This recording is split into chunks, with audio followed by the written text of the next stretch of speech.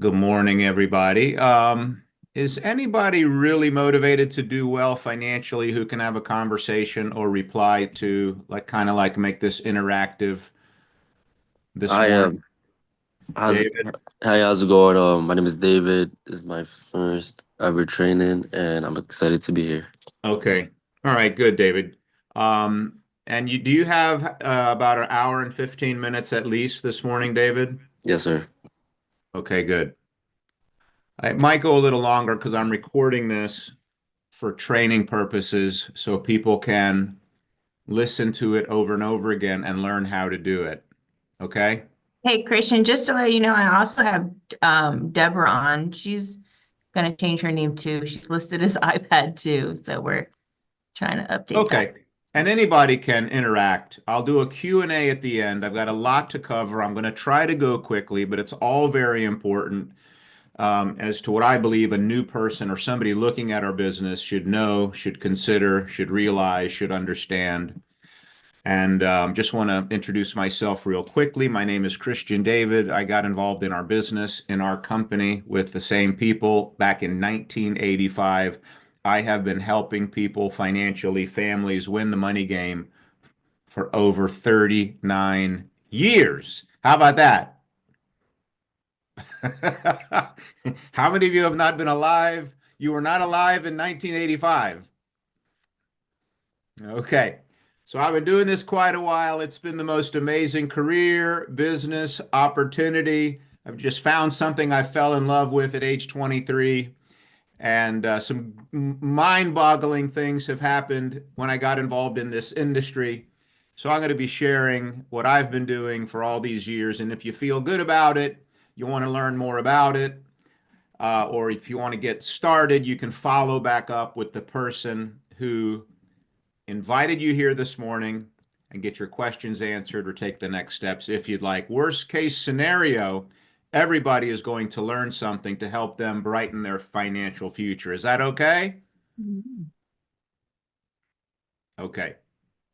Um, Let me start out by asking, we are in the financial education, and David, Yes, sir. and by the way, can you get at a table or like be still, focused, maybe a pencil and a paper? Take some notes. This is important stuff. If I was to ask you, what is the purpose of financial education, what would you say? Are you asking me? Yes.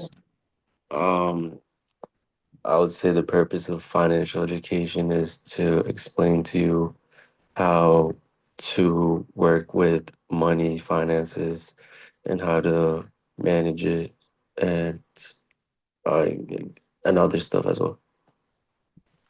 All right, I'm going to share my screen right now and give you I want to save a little time. But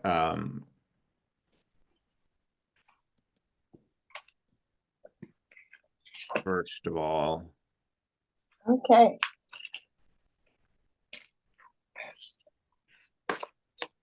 um, by the way, this is my family, my four children, my wife. We just celebrated our 35th year wedding anniversary this past summer. Going to going on 36 years this summer. But this is why we do what we do, our family to provide, and very proud of my kids, all doing wonderful, and love my wife more today than ever. But the purpose, the definition of a business is to find a need and fill it, find a want, find a need, find people who have problems, and business is there to solve people's problems, fill the need. And the more people that have a need or a want, or a big problem, the bigger the need, the bigger the opportunity. So I think I'm going to share with you what I believe is the biggest opportunity we've ever been seen. And the purpose of financial education, David, is to give people a chance to build financial independence for their families. Now, I had never heard of financial independence. What is financial independence? Do you It's know, David? you, it's you managing your own finances and independently, or Not like your really. own finances, like your own finances, and like how do you manage it? Not really. The real definition, okay, Aya? Basically, financial independence is when the person is so financially stable that their income basically exceeds their expenses. What kind of income? So there can be like two type of income. First of all is like as workers, we get that sort of income, which is the stable income. And then there's another type of income which comes from like let's say investing and the funds and everything else. Okay, that's you're now right there in the neighborhood. The purpose or the definition of financial independence that occurs when your passive income exceeds your living expenses. Now, another word I had never heard of was passive income. Aya, what's passive income? Passive income is basically for business owners and like whenever you invest. And there are Okay. multiple type of investments. Yeah, passive income is all the money you make or a person makes without working. The Internal Revenue Service taxes income differently. If you work for income actively, that's taxed differently than if you earn your income without working for it through capital gains, dividends, business, 1099, etc. Okay, but the point is you can make money by working for it, or you can make money without working for it. Now, when a person makes enough money without working to pay their living expenses or exceeding their living expenses, they're financially independent. Does everybody understand that? Yes. Okay, so what is required? iPad number two. Um, Deborah. Deborah. Okay, Deborah. What is the main thing that is required for Deborah to become financially independent and anybody else? The ability to not only, I guess, being able to invest or pay all of your required bills and then have money left over to save or to save first and then at some point be able All to right. afford trips. Okay, note number one for everybody. The purpose of financial education, the purpose of investing, the purpose of having a financial plan, having your financial act together is to one day make enough money without working so you don't have to work for money anymore. The goal, the target, the aim is to have passive income, enough money coming in without working so you're financially independent. Now, does everybody get that? Yes, that's the goal. Okay, that's the goal. Make money without working. Very simple goal. How many people out of 100, Deborah, would like to become financially independent? Uh, At some point in their life, do you think? Out of 100 people, Aya, how many people would like to become financially independent? Um, do you mean like here in the United States or? I'm talking anywhere. How many people would Oh, like okay. to make a lot of money without working so they don't have to work? I mean, everyone wants to make money. Everybody wants that. Exactly right. David, would you agree? Of course, I Of would. course. I mean, this is not a complicated question. Everybody would want that. What's the problem, David? No one wants to work for their money. No one wants to put time and effort into their craft. Here's the problem. Most people, when they're not working, how much money are they making? Nothing. Anybody? Well, Gotta not go really quick. I much. gotta get quick answers. Most people, when they're not working, how much Zero. money are there? Zero, exactly. So that's the problem. So I met a man. I didn't finish college. After I didn't like school. I got a job in construction. I got a job in retail at the mall. I got a job working in a restaurant. I'm now 23. I'm making $1,000 a month. I'm broke. Anybody can relate to working hard and getting not paid a lot of money? Absolutely. Okay, so that's where I am. Okay, I go to a bar, Brianna. I go to a bar, I meet a girl, and she knows this guy, Bruce, who she said she knew a guy who had a business in the financial education investment business. And she told me He was looking for people part-time and full-time, and she asked me if I was open for a better career. What do you think I said? Yes. I said, yes, I'm open. Interested. You're interested. Yep. I'm interested. I'll listen. So I went and met this man, and then this was really the first thing that he shared with me, which was the purpose of his business was to help people become financially independent. And I really got interested about that because it sounded like I mean, if I could do that, I would really want to do that. I mean, like who wouldn't? Okay. But then in the neighborhood I grew up in, nobody was living off of their investments. I grew up in a working class neighborhood where if you didn't work, you didn't make any money.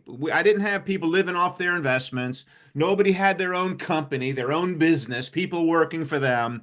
So this was a very new idea for me, but I loved the idea. Everybody understand that?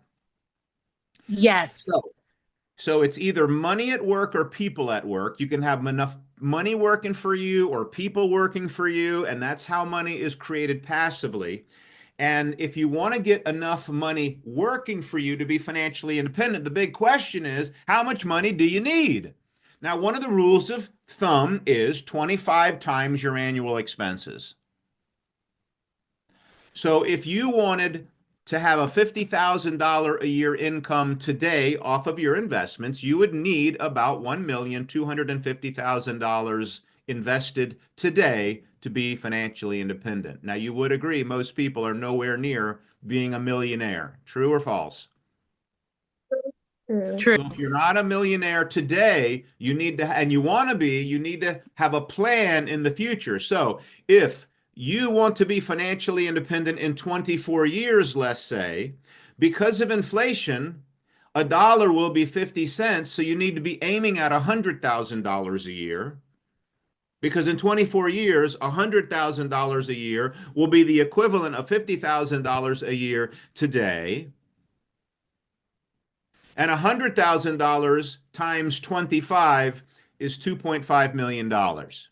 Now, are most people on track or off track to having a couple of $1,000,000 in 24 years? They're Off off track. track, Christian. Off track. What's my goal? What have I been trying to help people do my entire Get adult on life? track. Get on track. That's what I'm about. That's what I want to do. That's the business I got involved in of helping people understand how important their income was, how important their paycheck was, how to make wise decisions with their money. So one day in the future, they could make work optional, where they could achieve that type of financial freedom. Now, question number one. So how are people doing? Well, most people, 75 out of 100 are living paycheck to paycheck. Does anybody know anybody like that? Yes, I do. I It's wake up me. every morning. Okay. me. So this is most of the people. Okay. Why are they living paycheck to paycheck? Well, what do you think about this? Well, a car in the year 2000 and a house in the year 2000 was 22,000 and 167,000. Well, now a car is 50,000 and a house is 400,000. College was 10,000 a year. Now it's 26,000 a year. And healthcare was 5,000 a year. Now it's 15,000 a year. And incomes in 2000 were 30,000, 32,000 a year. And now the average income for the average American is $39,000 a year. Does anybody see a problem here? And if so, what is the problem? Everything is increasing besides the income. That's right. So the question is, if everything is going up in price, but people's income is not keeping up, what happens to people? Yeah. They spend more than usual. Here's what happens is they go into debt. Now, right now, the credit card debt in America is at $1.4 trillion. The student loan debt is $1.7 trillion. And the average American citizen has $75,000 of debt, but the average family has $10,000 in savings. Does that look like a problem? Yes. Yes. Yeah. Okay. Most people are paying only their minimum payments on their credit cards. More and more people can only afford to make the minimum payments. Homes are unaffordable. As a matter of fact, last year, 2024, home sales, which many consider the American dream, fell to the lowest levels in 30 years. How about that? Retirement crisis is happening in America today because 50% of American, 49.3%, have zero saved for retirement, and 78.9% have less than 100,000 saved for retirement. And how much do people need if you only have 100,000 at retirement? How long will that last? A year. A year, and then what are you going to do? Look for another job. Become a greeter at Walmart. Right, but right, exactly. But you're supposed to be retired, remember? Okay, so there's a major 86% of Americans believe that there's a retirement crisis right now. That's a lot of people. Social Security will be out of money in 2033. That's a whole webinar in itself. Most people, what's the solution? Need to earn more money. That's why most people, well, that's why probably you are here. That's why Uber is successful. We didn't need more taxi cabs, but people needed to make money. That's why Uber became so successful. Airbnb, we didn't need more hotels, but people needed more income. So that's why they turned their house into a hotel room or many hotel rooms because people needed more income to solve these problems. And most people, how many here would like to be paid more? Me. Absolutely. How many of you work for a company that wants to pay you more? I do. Kind of, do, not really. Right. And why don't companies right now, this slide shows that the business salaries and employee benefits are the largest expenses of most businesses. Now, do business owners want to raise their profits or want to raise their expenses? Profits. Profits. Profit. Their profits. So the less they pay people, the more money they make. So most people want to make more money. They could make the argument that they need to make more money, but they work for somebody who doesn't want to pay them any more money. And that's a major problem that for people who want to win the money game must solve how to make more money. This is up to 90% of the population in any job, or at least 50 to 90% of the people at their job want to change their job or company because they just hate it. They just can't stand it. And many people are stuck in something called a rat race, which is working, making money, spending money, but never making any real financial progress. And they feel like they are stuck in a lifestyle that because they're not able to save or invest enough money that they're never going to be able to do escape. So the question is there a way out of the rat race? And if so, what is that way? How can I do it? And that's the whole purpose of our business, to help people escape that rat race one day. Now, I have a question for you. Let's say a family or a person's in debt, not saving enough money. They don't have a financial education. They don't really know what they're doing. They're living paycheck to paycheck, and their company doesn't want to pay them more money. If they don't solve those problems, Dee Dee, what happens to these people? What do you mean? If they don't solve the If problem. you're in debt and you're not saving enough money and you're not making enough money and the person you're working for doesn't want to pay you more money, if you have all these financial problems and you don't solve them, what's going to happen to all these people? It's insanity. You're going to keep doing the same thing and being in the same place. Not a good outcome, true? Correct. Okay. So this business is about helping people. Anybody like helping people? If you could help people solve these problems and help them build some real kind of financial security, is that something you could feel good about? Yes. Okay, that's what we are about, trying to help these people. Now, the question is, why do so many people have financial problems? We think it's three major areas. Number one, they don't have a financial education. When you were in school, what did you learn about money? How to add it up. Economy or economics. Not much. What did you learn about becoming financially independent? Nothing. Okay. So money's not taught. Number two, most people don't have a financial game plan. How many pages? Not only did I not have a financial plan, I didn't know you were supposed to have a financial plan. I didn't even know there was such a thing as a financial plan. That's how ignorant I was, and I didn't have a financial coach. Do wealthy people have financial advisors Yes, and accountants? yes, Yes, of course they do. Do professional athletes have great coaches? yes. Who does the average American, working class American have helping them become financially independent? Their parents. Financial advisor. Most people Nobody. have no advisor. They have nobody helping them. Maybe their friends and family, and their friends and family are how are they doing financially? Not good. And Right. the cycle repeats itself. That's exactly right. If a broke person teaches a broke person about money, what happens? You got two broke people. There you go. Exactly right. The Proverbs, the book, good book says if a blind man follows a blind man, they will both end up in a ditch. So that's one of the biggest problems people have. So if a person wants to become financially independent, the first step is to get clear goals. Question, how clear are your financial goals? Do you have any in writing? And number two, you need clear plans. Now, I don't have time to get into all the areas of financial education this morning, but inside this house is every element of a healthy financial plan. Obviously, if you're building a house, you start at the bottom. So we need adequate life insurance because income, your income is your greatest asset. And if you die, what happens to your income?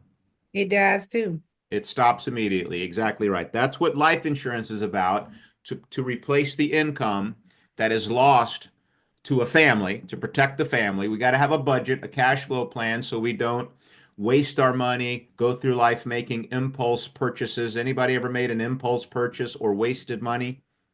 Every Yes. day. We need a will because we're all going to die, and an estate plan. We want to avoid going through probate. We got to get out of credit card debt because that robs our ability to create wealth and financial independence.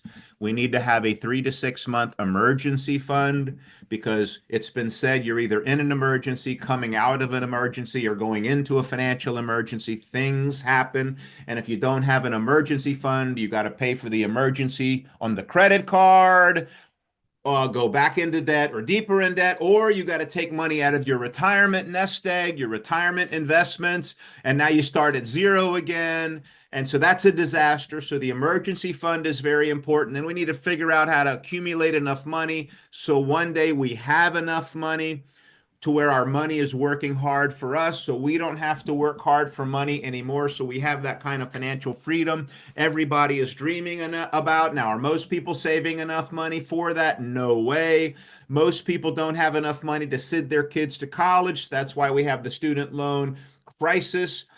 In our country today, the goal is to have debt-free kids, well-educated kids, not buried in debt kids. We want to buy a home, pay off the home, so we're not renting in retirement. Do rents go up or down every year?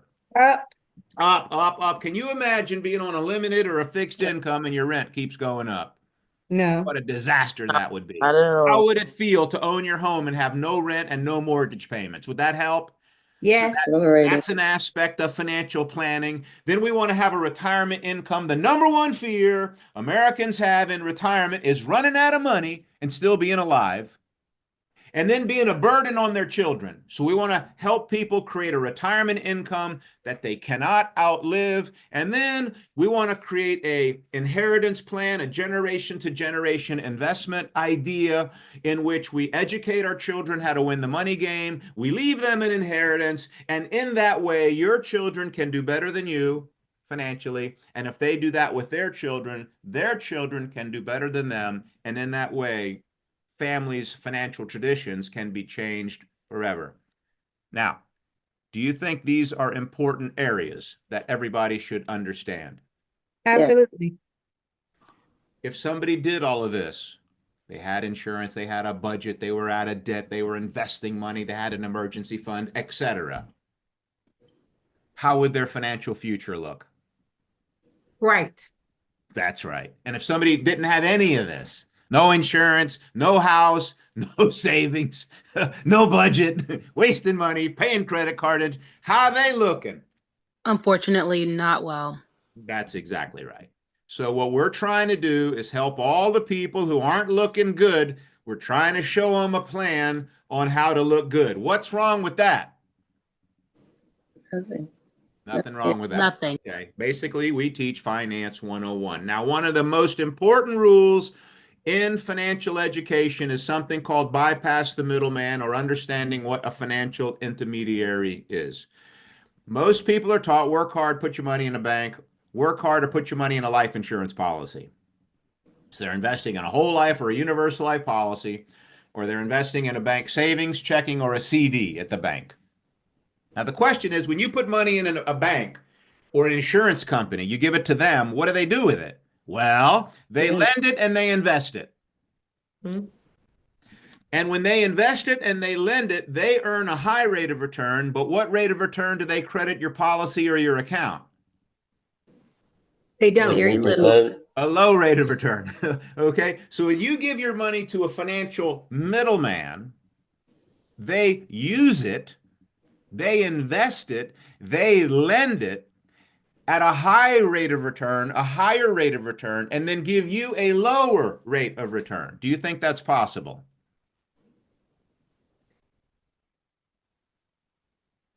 What do you mean it's possible?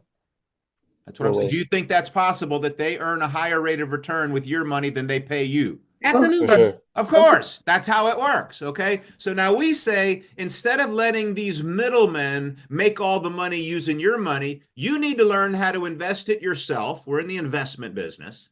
One of the greatest investments ever created is something called a mutual fund, where you earn the high rate of return, and that rate of return, the high rate of return, is returned to you. So you can have some financial success. Who's getting rich saving in the bank? Nobody. No one. Nobody, except the bank. So we say, why let a middleman use your money to make money when you can learn how to do it yourself? Now, the most powerful rule in finance is something called the Rule of 72. Rule of 72 lets you know how long it takes your money to double. There are 3 keys to wealth creation. 3 keys: time, the rate of return you earn, and the amount of money you save. How much time do you have? How old are you? How long is your life expectancy? Where are you going to put your money? What rate are you going to earn on your money? And then how much money are you going to invest? These are the variables. Now, if a 29-year-old had $50,000 at 4% at age 65, that would double twice to $200,000.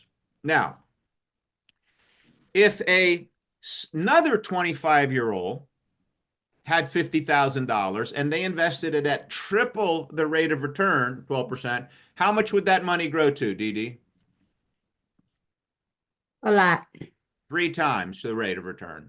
At 4%, if it grows to 200,000, if you got 12%, how much would it grow to? Triple the rate. Same money, same time, just triple the rate, changing one variable. David, anybody? 600,000. 600,000. Now that sounds logical. Melody, right? Triple the rate, triple the money. Of course, ain't how it works. What's happening is 72 divided by 12 equals 6, so the money doubles every 6 years. So it's 3.2 million. It's $3 million more. Now, what are most people earning on their savings in the bank? About 2%, What are most people paying on their credit card debt? 29%. So if you're paying 29 and you're earning 2, how you looking? Not good. It ain't gonna work. It's never gonna work. So the question is, how do banks and insurance companies make money? Anybody want to tackle that question? How do banks, insurance companies make their money? Giving people's loans. Invest in it. They use the rule of 72 against you. They earn high, they pay you low, and their profit is the difference in what they earn and what they give you. Now, question, do you think the bank knows about the rule of 72? Absolutely. Absolutely, they do. No doubt, right? Now, question, How many of you have ever been inside of a bank? I have. Yes, we all have. Okay. Now, when you were in the bank and they know about the rule of 72, how often have they taught you the rule of 72? Never. Never. Very Never. unlikely they have or want to, And why have they not taught you that? because they're making money off of it.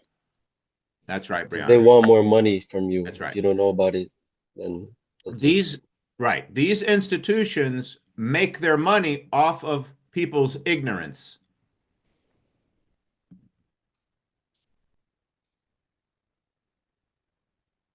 The Mhm. less you know, the better it is for Yeah. who?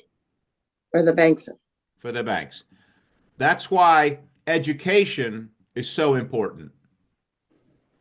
Once I realized that, that's why I got involved in this business, because I found out that none of the people I knew had a financial education, and I realized how important it was. That's why I got involved in the financial education business. Call me crazy. It's been wonderful. They pay you this, they earn this. That's why they have the big buildings, the fancy buildings in the greatest parts of our cities. Okay. Now, the stock market has averaged 10% a year for 100 years.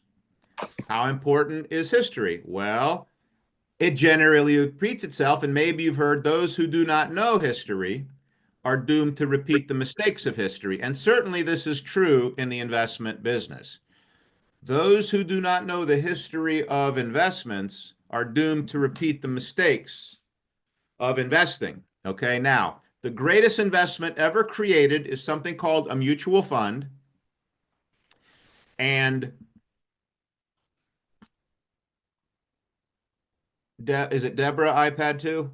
Yes. Deborah, what is a mutual fund? Mutual fund. Isn't that where you sort of invest in something directly and you get get to make money off of it? Or is that a group of people going together? I'm not sure. I apologize. Okay, that's okay. I had never heard of mutual fund when I met Bruce. In fact, I didn't even know what a stock was. Okay, so a mutual fund is where many investors come together and they mutually fund this pool of money. They give it to a mutual fund company who has professional money managers making the investment choices. Mhm. They invest in a wide variety of stocks or bonds. Those companies, like the picture there, Apple, Amazon, Uber, Google, how much money do these companies make? Billions. A lot. Well, when they make money, they pay out those returns are paid back to the investors, because when you invest in a mutual fund, you're actually taking ownership of all the companies that mutual fund invests in. And a mutual fund, you earn money three ways. Dividends are sharing in the profits of these companies.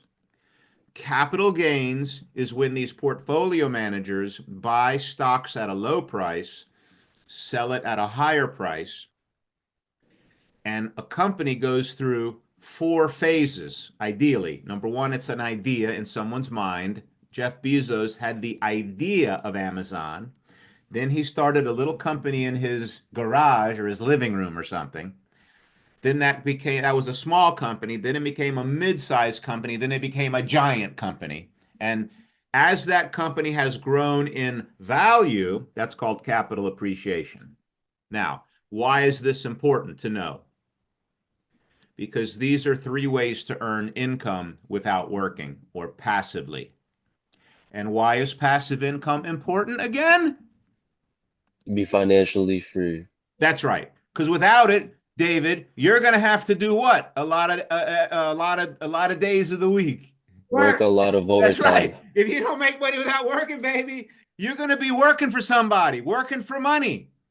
So when you have enough money in your mutual funds or equities or rental real estate or shopping centers or apartments, there are many ways to invest money. Mutual funds just happen to be the simplest and where you can start with $50 a month. You can't buy an apartment building with $50, you notice? You can't buy rental property with $50. Anybody can start investing in a mutual fund and begin building wealth, okay? Because of the minimum investment. Now, I'm going to give you attention, please. Attention, please. May I have your attention, please? I'm not recommending any investment to you this morning because I don't know your situation. I don't know your goals. I don't know your risk tolerance. I am just going to give you an example of a mutual fund's long-term performance for educational and training purposes only. Can I get a I agree or an amen, please? Amen. Amen. Amen. I'm not trying to sell you anything here. I am simply going to share with you what was shared with me back in 1985. And within 2 months of learning this, I had my investment license. That's what I did with this information. Okay, now I'm going to give you a scenario. I want everybody to pretend you're 22 years old and you're getting a job, and your goal is to save $50 a week. And you're going to do that until age 67, your entire working lifetime. When you reach age 67, you're not going to save anymore, and you're going to start taking 6% out of your mutual fund. That's called the withdrawal phase. And then you're going to die at 95. I'm going to share with you, had you done this in a mutual fund, and I'm not telling you the name of the fund because I'd have to give you a prospectus, and I'm not recommending this mutual fund. I'm just giving you an example of if you had done this, what would have happened to you? Okay? Now, to do that, we have to go back all the way back historically to 1951. Over here on the left, you see that top left.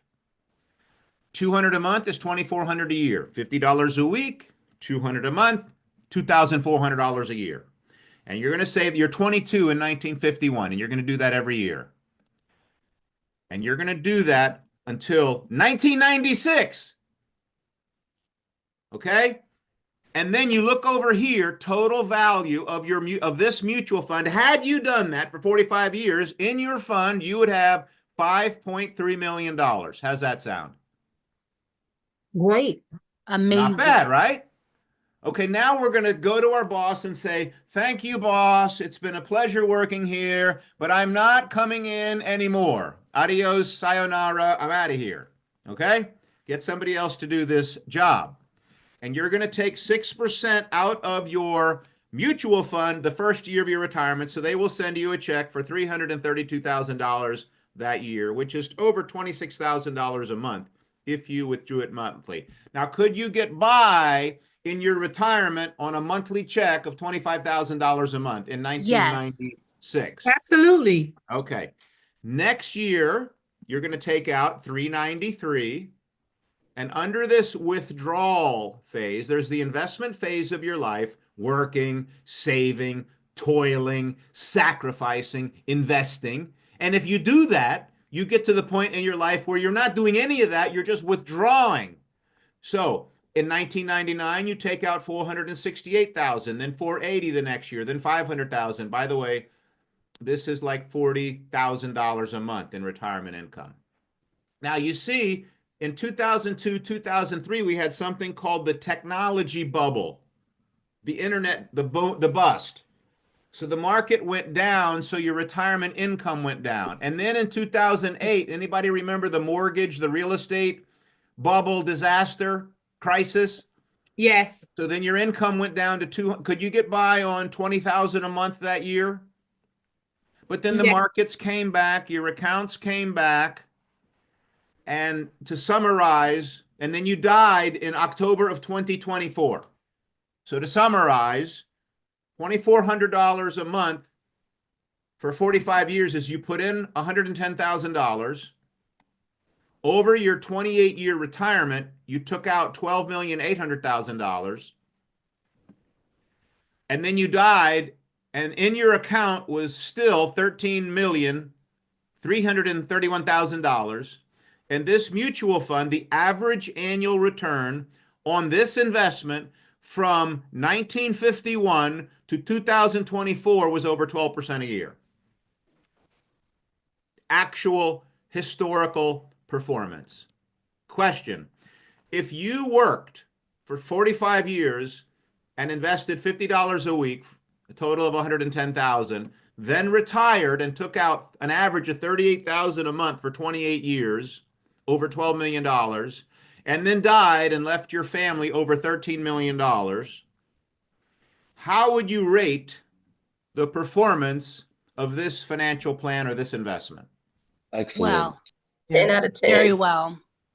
Now, when I was shown this, what do you think my first thought was? Put in 110, take out 12 million, die and leave 13 million. Where do I sign? Okay. That was like maybe my second thought. What was my first thought? How do I get the money, right? No, I had a job. That wasn't my thought. My thought was, How does the money multiply so? my thought was this is impossible. How can you put in so little bit of money, take out so much, and then still leave so much? To me, it did not make logical sense. So what did I do? I did research. I investigated it. I wanted to find out if it was true. Because if it was true, this is what I wanted to do. And guess what I found out? It's true. It's true. And now I found it out in my own life by doing it. Okay? So if you could share an investment product that has returned more value to clients, to people than any other product ever, how good could you feel about that? Excellent. Excellent. Okay. Biggest problems people have financially, there's a lot of them, but the biggest two are dying too soon and leaving their family homeless, or living a long time and running out of money and ended up in poverty and being a burden on your family. Nobody wants to do that. Right now, there are 106 million adult Americans who don't have any life insurance or not enough. Now, have any of you known somebody who died that had to do a GoFundMe just to bury the person? Yes. I'm sure. Yeah. This is called a catastrophe. Because the people who they're asking money from don't even have enough money to begin with. True or false? True. That's why we see people giving such small donations, because most people don't have extra money to pay for somebody else's funeral, much less take care of their family, right? Right. So this is what makes life insurance a necessity. You are either going to die too soon or live a long time. It's going to be one or the other. And the problem is nobody knows what's going to happen because nobody knows their date of death. Nobody knows when they're going to die. True or false? Okay. True. So True. life insurance, this is the scenario. Okay. You got a husband and a wife. Their bills are $5,000 a month and they each make $2,500 a month. So everything is fine. Everything is fine. They're making enough money to pay all their bills. But now dad is dead. His $2,500 a month stops. Now, is everything fine for the wife, the widow, and the children? No. No, everything's not fine. So that's what makes life insurance a necessity. Now, unfortunately, most people get sold the wrong kind of life insurance. They're sold life insurance not as insurance, but they're sold it as an investment, as a type of savings account called cash value life insurance, whole life, universal life, index, universal life, variable life, doesn't matter the name. They all basically have these same funny banking rules inside these policies. Now, Dee Dee, if I was to sell you a savings account of sorts, and you were guaranteed to lose all your money, all the money you put in it the first 1, 2, 3 years, how would you feel about that? I would be angry. If you were guaranteed to earn a low rate of return your entire life, how would you feel about that? I would be happy. If you were a low rate of return, not a high, a low. It's better than nothing. Nothing. But what if you could have had a high? I would be I would be disappointed. angry then because I want the high. There you go. Exactly. I just showed you a mutual fund that for 45, 65, 75 for the plus 8, 80, 75 plus 8, that's 80. I just showed you a mutual fund for 83 years did no, 73 years did 12% a year. If you put your money in an account, earn 2% when you could have had 12, how would you feel about it? Because you didn't know about it. Cheated. Cheated, exactly right. And then if you ever wanted to use the money, you had to pay the insurance company interest to borrow your own money out. Feel good about that? No. No. Ma'am. And then I'm when with you die, to add insult on top of injury, not only getting a low rate of return, losing all the money the first couple of years and having to borrow your own money, at death, they would keep your savings. Your family wouldn't get it. Do you think these are funny rules? That's Ha ha ha. awful. These are awful rules. Well, all these rules are written inside of a whole life insurance policy. And almost all of the universal life policies. Okay, so what we do is help people understand their life insurance policies and show to how to invest them wiser. If you Google what happens to the cash value in a whole life insurance policy, you will find very easily that at death, you don't get to keep the cash value and the death benefit. You just get the death benefit. What happens to the cash value of a whole life policy? The insurance company will pay the death benefit, yes, but no matter how much cash value you may have saved in the policy, the moment before you died, your beneficiaries can collect no more than the stated death benefit. What do you think about being sold a policy, building a cash savings, but when you die, the insurance company keeps your savings? What do you think about that idea? They're Not stealing. good. That's right. That's why every whole life policy, anybody that you know or that you know has a whole life, that's how they work. And millions of people have these types of plans. Now, why are they sold to so many people? Simple. It's called commissions. Life insurance policies can pay up to a 150% commission on a first year premium, where the top commission on a mutual fund is only 5% or so. Okay. Now, if you're selling life insurance and a client you're talking to, let's say, has $5,000 a year for their insurance and their savings, would you, the agent, rather make $7,500 or $250 selling them an investment? 7,500. Of course. Okay. So the agents are selling these policies to our friends, family, communities, the American people, not because they're better for the people, but it's because they're better for the agents and they're better for the companies selling them, so the companies get to use our clients' money for their whole working lifetime. Okay? So, all the people who have whole life and universal life, if you had this, would you want to know that this is how it works? And if so, how soon would you want to know about it?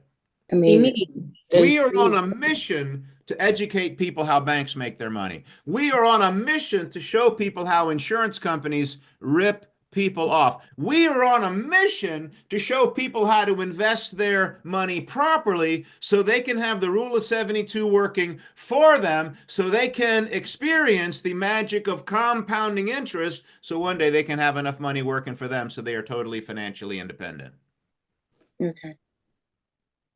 Okay. Give you an example. Gordon is one of my vice presidents. We've been working together for maybe over 20 years right now. Why did he get involved in the business? Well, when we met him and his wife were paying $133 a month for whole life insurance for a total coverage of $150,000. We believe in something called term life insurance. Why? Because it's inexpensive. So you can get a lot more insurance protection for a lot less money. We gave him $1,250,000. He was able to get 8 times more protection and save $7 a month. Now, Deborah, Yes. if you were married to Gordon and he died, would you rather receive a check for $800,000 or a check for $100,000? A check for $100,000. If he was to die, would you rather receive $800,000 at his I'm death sorry, eight or hundred. $100,000 at his 800,000. I'm sorry. And why would you rather receive 800,000 versus 100,000? Well, now I'm thinking long term. I can at least afford to live and support the family for a longer period of time, and then maybe put that money into another investment. So your financial future would be more secure and brighter with 800,000 in cash versus 100,000, right? Correct. Now, how hard of a decision is that? Not difficult. This is simple. You don't need a financial degree from the Wharton School of Business to make it in this business. You just need what? Common sense, baby. Anybody got any common sense? Average intelligence? I do. This is an average intelligence business, everybody. If you can get more life insurance for less money, take it. If you can get a better rate of return in a better investment so you have more money at retirement, what do you think you should do? All right. Now, if you did this for Gordon, you would get paid 50% of the first year premium entry level, which is you would have earned $756 helping Gordon and Jennifer do this. Now, how long does it take you to earn $756 at your job? A week. Most people, it takes a week. Now, if you could learn how to make that amount of money in an hour or an hour and a half or 2 hours, does that sound like something you'd like to learn how to do? Yes. Absolutely. When I was rating tables, I was making $250 a week, full time, busting my butt. Now, I did not know if I could do this when Bruce showed this to me. But I said, if I could, I'd sure like to do it. So I decided to try. And guess what I found out? That you like what you do. I learned how to do it, David. And have made millions and millions and millions doing it. Wow! Is that why you look like a? Congratulations. That's why you look like It's a like, movie star. I can't even believe what's happened to us because of meeting this one person doing these things for people and how radically changed my life is today. Okay, so that's a little bit about the financial problems people have.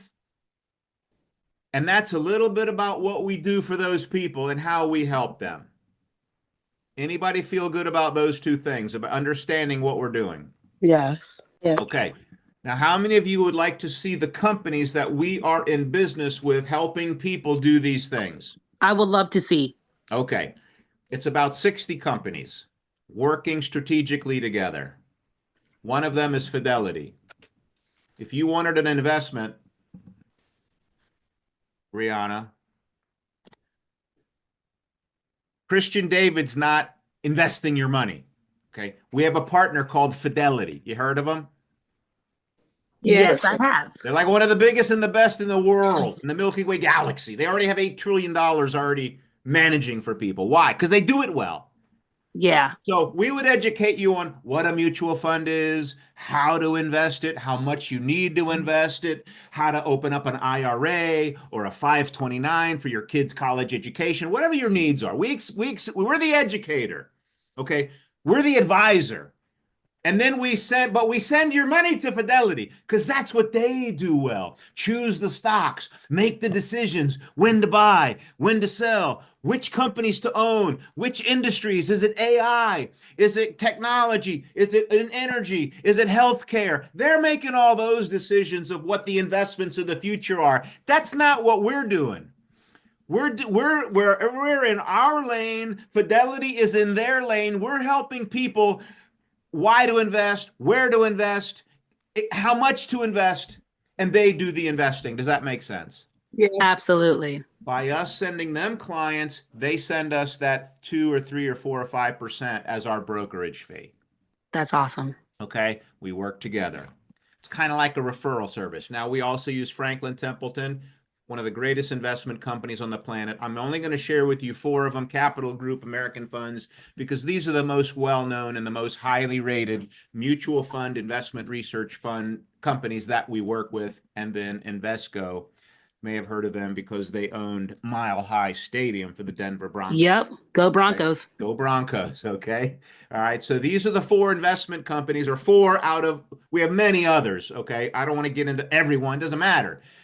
But I just wanted you to know the point that we work with strategic investment partners who are experts at what they do, and they compensate us for sending our clients over there, just like any other investment company. Now, many people want to own a home one day, want to refinance their home, want to get a second mortgage, whatever it may be. And our partner in the mortgage space is Rocket Mortgage Quicken Loans, Nice. which just happens to be the #1 mortgage company in the country.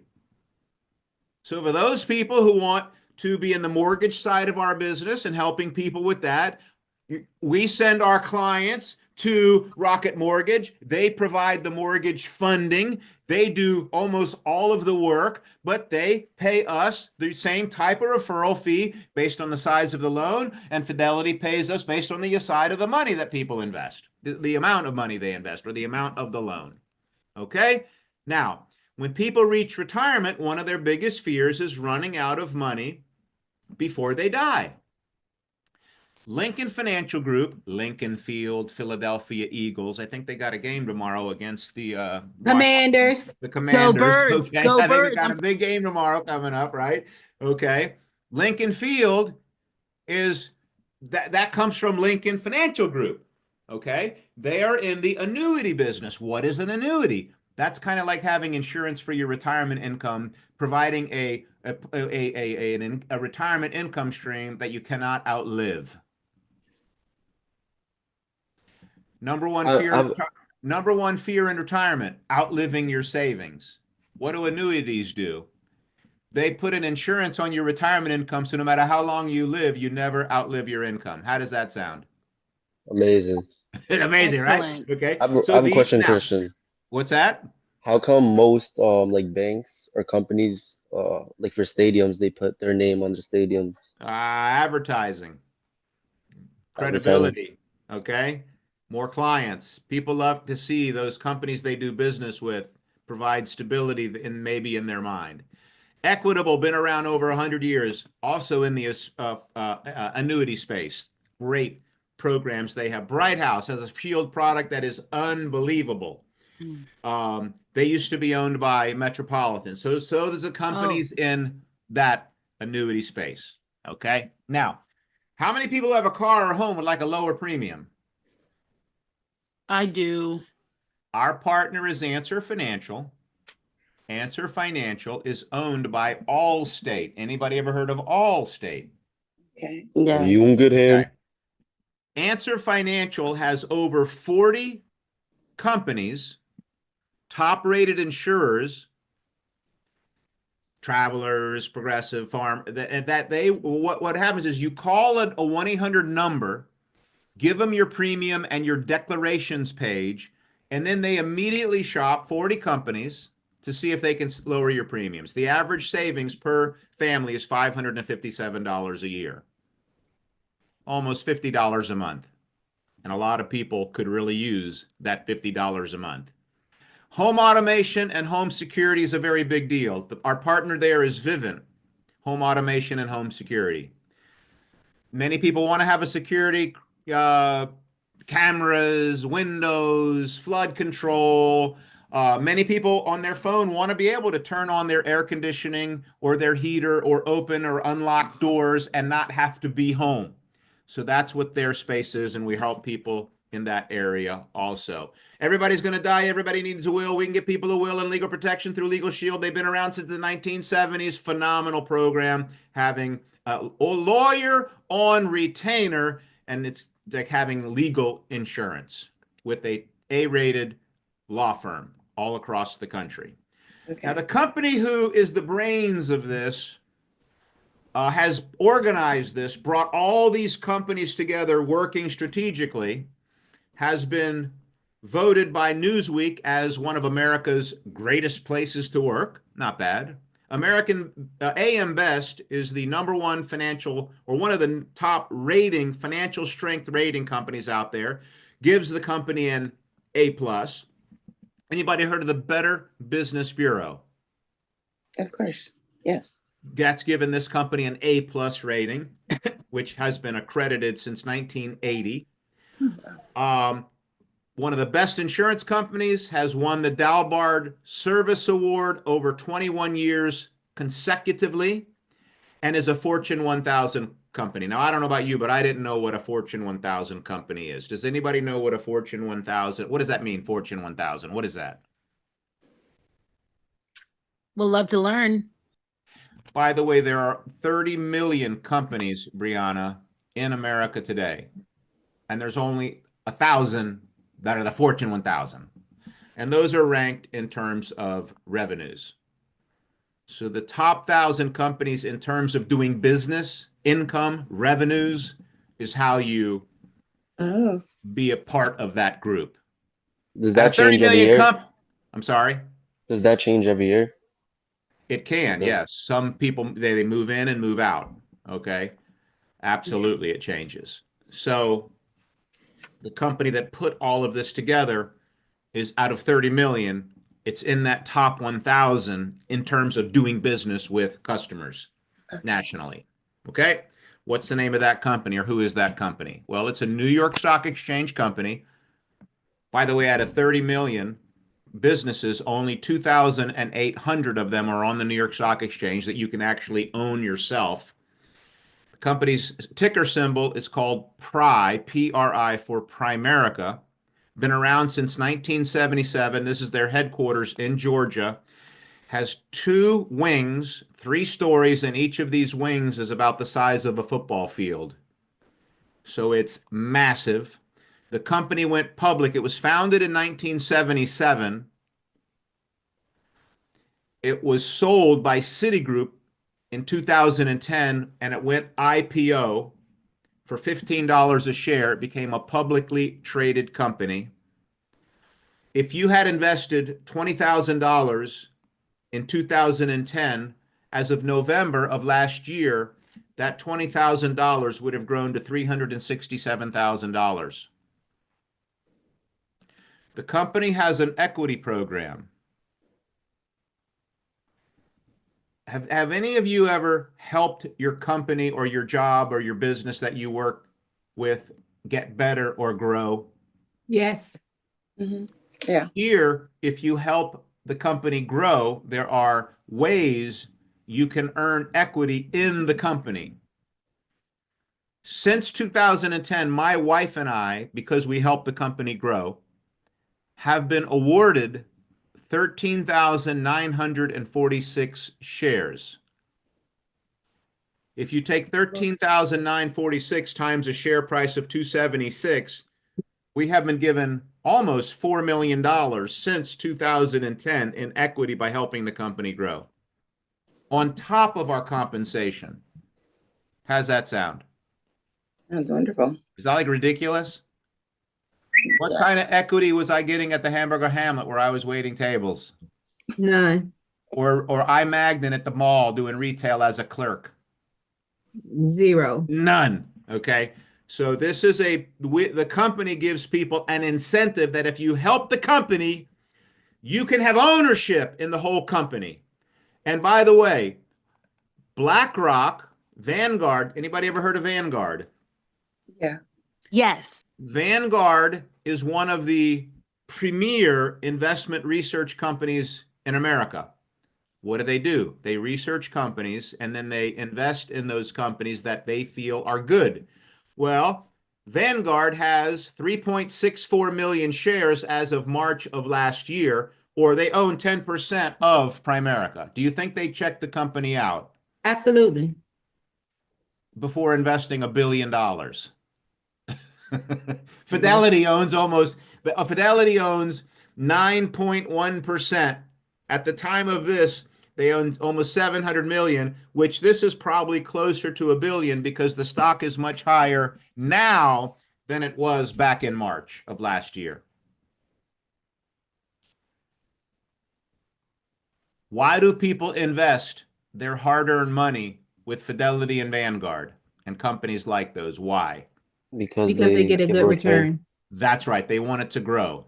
So they're trusting Fidelity and Vanguard and they're trusting those companies, Barron's, to invest their money wisely. So Vanguard researches the companies to invest in, and then they choose to invest. So if they've invested hundreds of millions of dollars, how much research do you think they have done in our company itself? Plenty. Plenty. That's exactly right. Okay, so that's a little bit about the companies. Now, what is the big picture? The big picture is the company wants to become or has become and has a bright future because we want to be the Amazon. We've been called the Amazon of financial services. Where through one representative who has relationships with a huge portfolio of financial manufacturers in 9 different areas of financial services can work with one client and connect that one client through one relationship with all these companies. Does that make sense? Mm-hmm. Nothing like this exists. Absolutely. Nothing like this exists anywhere with the buy term and invest the difference strategy. Okay, so let me switch presentations. And let's get, okay, so that's a little bit about who we represent or who we're in business with. How does that sound? Anybody have a problem representing all those companies? Absolutely not. I think it's a blessing, if anything. And tremendous credibility, right? It's unbelievable. Yeah. Unbelievable. Now, okay, now let's get into how to get paid. Anybody like to learn how to get paid in our business? I love it. My birthday's tomorrow. Okay. I want to first let you know that Let me take my notes. this is not the only reason to get involved in the financial industry, but I think it's something to consider. That the financial industry has the most people making the most money than any other industry. I don't know if you knew that. And Forbes magazine said the industry that is most likely to make you a millionaire is the finance industry in the United States of America. Now, why do you think that is? Anybody? Is it because due to the investments that are put in? Think about this, Brianna. Yes. If you're making a lot of money Mhm. and you know how to invest it, you know how to grow it because you have a finance education, what do you think's going to happen to you? You want to spread the word. Or you're going to be a millionaire. Yeah, that too. Okay, if you're not making much money and you don't know anything about money, what's going to happen to you? Oh, you want to learn about the money. Or you're not going to make it. Yeah. So the people in the finance industry make the most money, number one, and number two, they know what to do with it. That's why you're most likely to have I'm not saying financial success is everything. I'm not saying it's the only thing. I'm just saying it's something you may want to consider. It don't hurt. Okay, exactly. Nothing wrong with it. All right. Okay, money's not everything. Well, is being broke everything? No. Okay. No. So what do I believe that you need to believe to become successful? I think you need to believe in what you do. Yeah. I mean, if you don't believe in what you're doing, who's going to believe you? No one. No one.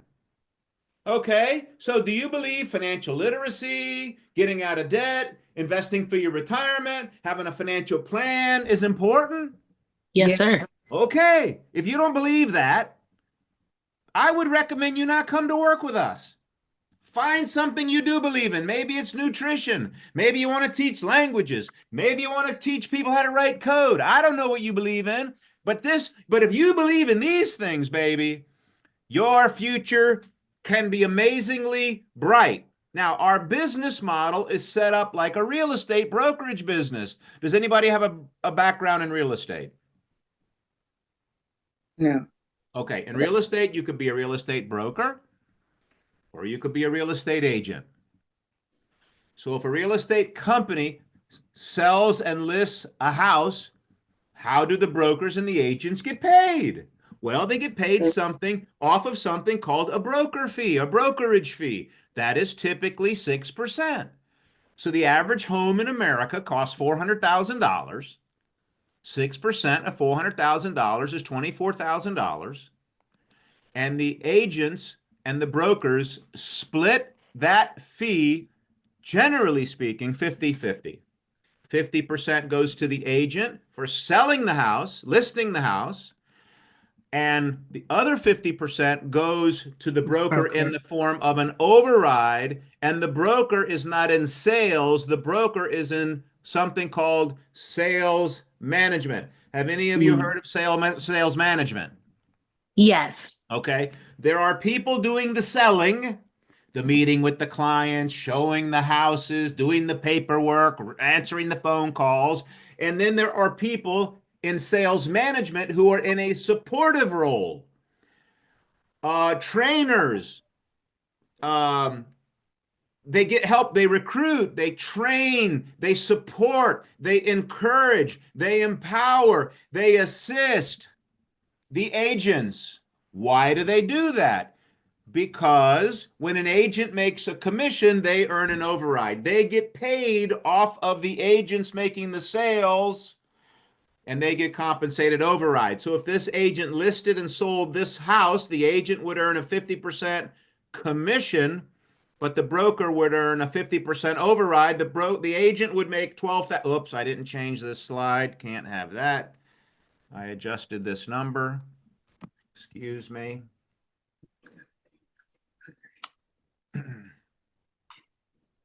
So every time the agent made $12,000, the override, the broker makes $12,000. Does everybody understand that? Okay, yes. Absolutely. The broker gets paid off the agents. Now, the broker agent model is the exact opposite of the employer-employee model. I say how? Who'd like to try to tackle that question? Why is this model different than when I was working in the mall or working construction, my job? This job is different because you are earning something. You're investing in yourself almost. Okay, now DD, check this out. Pretend I'm waiting tables at Hamburger Hamlet. You're a real estate broker. You come in the Hamburger Hamlet and I wait on you. And let's say I do a really good job. I wow you. This is like the greatest waiter ever. And you leave me a big tip. And on the way out, you want to grow your real estate business. And you say, hey, Christian, how long you been waiting tables? How long you want to wait tables? You want to wait tables the rest of your life? Is this your dream? What do I say to you? No. No, this ain't my dream, Dee Dee. And then you say, Christian, hey, you ever thought about real estate? I think you might be able to have some success in real estate and make a whole lot more money in real estate. I said, Dee Dee, I never thought about it. I don't know anything about real estate. And you say, well, why don't you come in my office up the road here, and I'll show you my office, tell you a little bit about real estate, show you the classes. We have licensing classes. We got sales training classes. We got a whole environment on how to help people succeed in the real estate. So I come in and meet you, and you say, and Christian, you can start part-time. You don't have to quit your job. You can come to our classes, get licensed as soon as you want, take as long as you want, come to our classes. Okay, so let's say I get started, and 3 months later, I finally make a sale, and I sell a $400,000 house, and I make $12,000. Now, Dee Dee, you just made $12,000 off of me, because I made the sale. You got me at it. You helped me get a license. I came to your classes, but I finally made a sale, and then you made $12,000 off of my sale. You with me, Dee Dee? I am. Okay. Now, if I go out and make another sale, I make another 12,000, you make another 12,000. If I make another sale, I make another 12,000 and you make another 12,000. If I make 12,000, you make 12,000. If I make 50,000, you make 50,000. If I make 100,000 in the next year, you make 100,000 the next year off of me. Question, Dee Dee, big question here. How much money do you want Christian to make? As much as he possibly can. That's right. And why is that, Dee Dee? Because then I make as much as I possibly can. That's for right. Christian. Right. The more I make, The more I make. The more you make, and the more, and really it's the more you help me make, Hmm. the more you make. Stephen Covey has a book called Seven Habits of Highly Effective People. And one of the chapters in there is you got to think win-win. And you got to win, you got to have, to be a successful, effective person, you have to have mutually beneficial relationships in your life to where both people win. And Right. that's certainly this, right? Now, Dee Dee, where do you work? Federal government. Do you want to double your income? I would love to. Does the federal government want to double your income? Absolutely not. Okay, so that's why it's the opposite. Most people, whether they work for the government or work for a corporation, the company doesn't want to pay them double, but the employee does want to make double. And they might be good enough to double, but you ain't going to make double if the person you're working for doesn't want to pay you. Correct. Okay, so now I use this model not because we are in real estate, because we're not. We use the model because the compensation is the same. Okay, now the agent can only make more money, Dee Dee, selling more houses. The broker can make more money, number one, by helping the agent sell more houses, but number two, how? Bringing more people on. Getting more agents.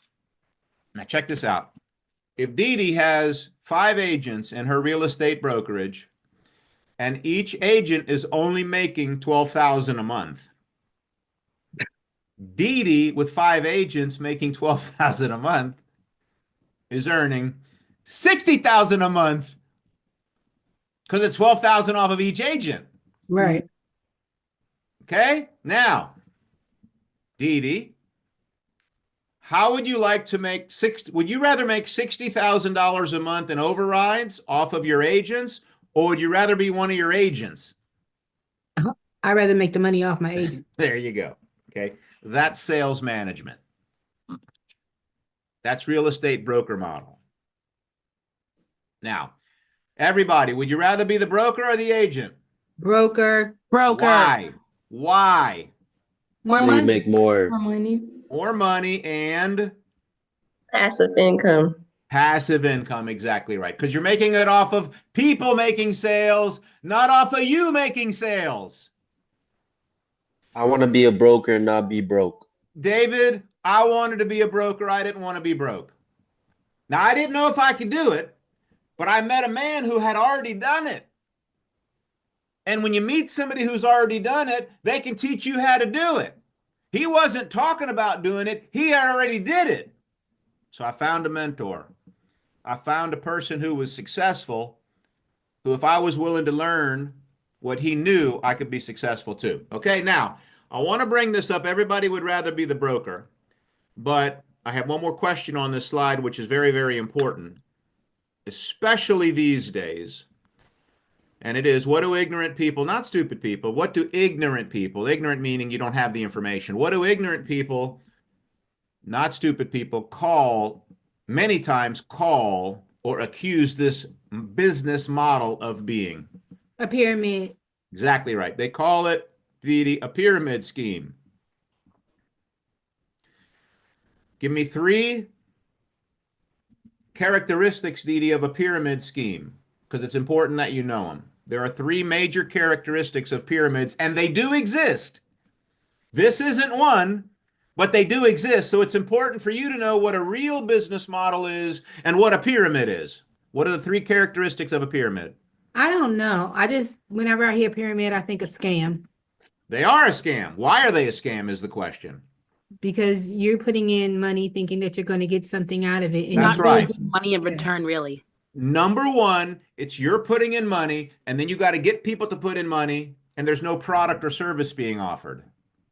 That's a scam. All the money is made off of an enrollment fee. Everybody is paying. So, number one, all the money is made on an enrollment fee, and number 2, there's no products or services being traded. And number 3, they're illegal, and it's a felony. Okay, those are the 3 aspects of a pyramid scheme. Do you What's think the difference between a pyramid scheme and a Ponzi scheme? Ponzi scheme is where they take in all this money? Ponzi scheme and pyramids are similar and they're both illegal. Let's handle that at the end, okay, David? Okay. I just want you to understand that there are different ways of delivering products to the consumer. As a matter of fact, oh, by the way, this is one of my most influential books I've ever read, called Think and Grow Rich by Napoleon Hill. And this, when I read this book in the book, I said, man, that's Bruce. It said, it is an eternal truth that men receive more pay for their ability to get others to perform than they could possibly earn by their own efforts. An efficient leader may, through his knowledge of his job and the magnetism of his personality, greatly increase the efficiency of others and induce them to render more service and better service than they could have rendered it without his or her aid. I met a man that was great at coaching and teaching and encouraging and lifting people up. He got me to believe I could do the business. And through that training and mentoring, I was able to be more effective, and we're still in business together today. Okay. But there are different ways to develop or to distribute products: multi-level marketing, network marketing, business ownership, entrepreneurship, and franchising. I'm not going to get into all of this morning. But would somebody like to read to me the definition of network marketing off of Investopedia? Oh, no. I'll do it. Go A ahead, business Emma. model that depends on a person-to-person sales by independent representatives. Okay, Brianna, thank you. Anything wrong with person-to-person marketing? No, right? No. You ever buy a car? You buy your groceries from a person at the you know what I'm saying? So that's all network marketing is. It's a person believing in a product, selling it to another person. Anything illegal about that? No. Okay. Multi-level marketing is a sales strategy in which a sales force is financially incentivized to recruit and sell an inventory to additional salespeople, which is sometimes construed as an illegal pyramid scheme. Why is multi-level marketing not illegal? Dee Dee? Because you're getting something for your investment. Because you're getting goods and services. Right. A pyramid, there's no service and just you're trading money. When you're buying something and you feel and you like what you're buying, that's a business. Yeah. Okay, so I'm not going to. I just wanted to bring this up because one of the reasons most people don't make it in our business is because people accuse them of being in some kind of illegitimate business and they quit. And if you think this is illegitimate, don't start. Okay, you need to understand what it is, how it works, why it is like it is. Now, on life compensation, term insurance, the average client pays $1,000 a year. You could be a broker, you could be an agent. If you're an agent, you earn 50%. Dee Dee, you see this? Mm-hmm. You earn 50% comp or 500 a sale average. Or you could be a broker and earn 110% contract or $1,100 per sale. And if you recruit and train an agent and teach them how to do it, every time they make 500, you make a $600 override. For those of you who would rather be the broker, you don't have to be a broker. You don't have to be an agent. You don't have to do anything. But if you want to make more money, you got to do something, right? And maybe this makes sense to you like it did to me. All right. That's how we get paid on the term life insurance side of our business. Any questions on that? No. Okay. Investment. We get paid 3 ways on the investment side of our business. Initial investment on a rollover. Somebody has 50 grand in the bank. Once you teach them how a mutual fund works, they say, I'd rather move my money. Well, when they move it, you make about $1,000 on a $50,000 rollover, $2,000 if you're a broker. If you're a broker, you recruit and train an agent. Every time they make $1,000, you make $1,000 override. Okay. Any questions on that? No. And you can do this part-time. What would an extra $1,000 every now and then mean to you? It would be great. And nothing wrong with that, coming in every now and then, right? Okay. Now, a lot of people don't have a lump sum, but they have money that they could save every month. I think the national average car payment is over $700 a month right now. Think about that in an asset that's going down every year, and people are paying interest on it. It's the worst investment ever. So if you get somebody to open up a $500 a month IRA and they're 25 to 67, If they put it in the bank, they can have a half a million. S&P 500 fund, about 3.9 million. Put it at 12%. That fund, if that fund in the future does what it did in the past, they'd have 7.5 million at retirement, 500 a month. Not bad, right? Mm-hmm. You get somebody to do that. You get paid residually. What is residual income? Passive income? That's right. That's when you do the work once, Deborah, and you get paid over and over and over and over. You get paid like for the next years for setting up the investment once. So if you opened up entry level, part time, somebody a $500 a month investment, you would get paid $10 every month. Times 12 months, you get paid 120 that first year. If they did it 42 years, you get paid over $5,000 residually over the next 42 years. $10 every month. So you open up one IRA, that might buy you a Venti Skim caramel latte at Starbucks or something every month. Okay. So that money would just keep coming in. Broker, it's $15. The override is built in. So it's the same. The point here is that many people love the investment business, the securities business. Why? Because you do the work once, but you keep getting paid. Okay. As opposed to doing the work once. Like I would wait on a table, I'd get a tip, but I got to wait on another table to get another tip. You got to keep doing the work if you want to keep getting paid. This is where you do the work once, but you still keep getting paid on doing it once. So a lot of people want that, especially those people who don't want to have to work until they die. Okay. Now, as an RVP, you get something called trails compensation off of your AUM. What's AUM, Christian? That's assets under management. So let's say, Deborah, you get your investment license, and in 3 years, 40 clients have given you $100,000, and you're managing $4 million. Now, you're going to get paid $6,000 a year to help your 40 clients invest their money. When they call, you answer. Why? Because you're there to service them. Correct. But really, you're helping them grow this money. So now the market, historically for 100 years, has averaged 10%. Rule of 72 says 72 divided by 10 equals 7.2. So every 7 or 8 years, you doing nothing, the market grows your clients' money. So as your clients' monies double every 7 or 8 years, so does your annual compensation. So the younger you start in the investment business, the more residual trails compensation you can build for your financial independence. In the investment business, it's by helping other people build financial independence that you build your own financial independence. By helping your clients do better, by helping your clients accumulate money, by helping your clients achieve real financial security, you build your own. It's a total vested interest. By helping other people win, you win. Mm-hmm. How's that sound? Wonderful, actually. Excellent. Ain't that craziness? Ain't that awesome? Okay. So let's say you have some extra time. You'd like to make some extra money part-time, and you want to do 3 appointments a week. Let's say 2 say no, 1 says yes. So your ratio is 1 out of 3. 2 say no, 1 says yes. But you do 3 a week.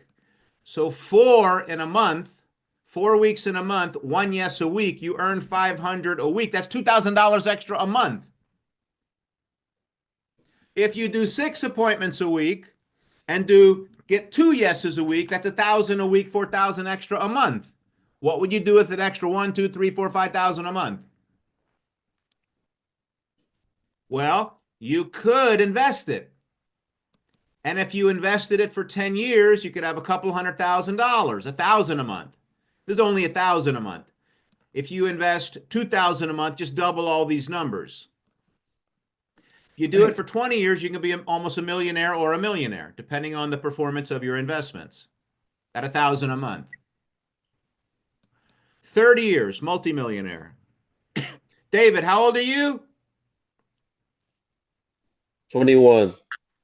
When you're 61, David, if you invest $1,000 a month, you could have $10 million, $11 million. How's that sound? I mean, it sounds good, but I'm trying to be a millionaire in the next 5 years. Okay, wonderful. Okay, I'm just saying if you fail at that, you can fall back on this plan, okay? You're right. All right? When you have enough money working for you, you never, ever, ever have to work for money again. So the idea is to be productive, make money, save money, invest automatically. By investing automatically, you become an automatic millionaire. When you have enough money working for you, you make work optional. That's the idea. Okay, so you want to be a broker? Let's say you teach 5 people how to earn $4,000 a month, and that's how you can earn $250,000 a year in overrides and passive income bonuses and investments. Do you think it's possible for you to find 5 people who would like to make $2,000 or $3,000 or $4,000 a month part-time, helping people in this way? Absolutely. I mean, yes. I got married in 1989 and I went to work in 1990. My first several years in this business, I didn't make much money, but I learned a tremendous amount from Bruce. Why didn't I make much money? Because I grew up shy and introverted, and I didn't have any self-esteem when I got in the business because I was a college dropout and a bad student. I grew up in Miami. I moved here at age 21 to Maryland. So I didn't know, I got in this business at 23. So I didn't know anybody in Maryland, really. I didn't know anything about what I was doing, and I was introverted. In life, there's introverts, people who can talk to anybody, and then there are, extrovert. There are introverts and extroverts. I was afraid to talk to anybody, and then there's these other people who don't have any fear of talking to people. I had to grow out of that. It took me a while. I went to work in 1990, had newly married. Why did I go to work, Brianna? You said, why didn't you go to work? Or why did you go? When I got married, why did I go to work? Because happy wife, happy life, my That's friend. exactly right. I wanted my wife to be happy. I found out it was better that way. So I made 32,000 in 91. I made 53,000 in 92. I made 83,000 in 1993. I made $200,000 in this business. I bet she's super happy today, isn't she? Exactly. That's why we're more happy now than ever. Now, how did I do it? I had a handful of people that I had recruited and trained in the business. This is what I had done in those first couple of years of our marriage. Okay? Now, question. An RVP is a broker that is recruiting and training and building people. If Brianna, if you're the broker making $250,000 and I'm one of your agents, would I rather be you or would I rather be me? If I was the broker, I'd rather be you, right? Yep. Okay. Absolutely. Well, if you teach me how to recruit and train 5 people, if you do that with 3 people, if you teach 3 people how to make 200,000, you're now at $500,000. That's amazing. And that's what I did by the late 1990s. So it took under 10 years for you then? Well, I've been making a couple $100,000 a year in overrides. For my average income for my 35-year marriage is $650,000 a year. Wow. Average annual income for 35 years. It's like I got to pinch myself every day. And how old were you, Christian, if you don't mind me asking? 23 when I started, 27, 28 when I got married, and made $200,000 at 31. Nice. And has grown, and we've been paid millions of dollars. Okay, how? Why? Because Bill, I have 33 brokers and 800 licensed agents in our company inside this company. Okay, so there's some people that want to just help families and make money part-time or full-time. You can do that. Some people want to be a broker and have a few people or a lot of people helping people. And then there are other people who want to be a broker who build other brokers and have multiple locations and a bigger company and a bigger business. It's all about what a person wants. So here the sky is the limit and there's no income ceiling. But the great news is most people would rather be a broker. So if you can really help people become successful, that's how you become successful. Nice. Okay. All right. So what's the system as a trainee? The goal is to learn what to do it, be a good role model and example, and then teach it. So the goal is to go from being a trainee to a trainer. Okay?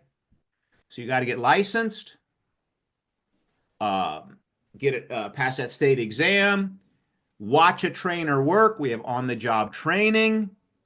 How do you learn how to make a presentation? Well, watch somebody make a presentation over and over and over again.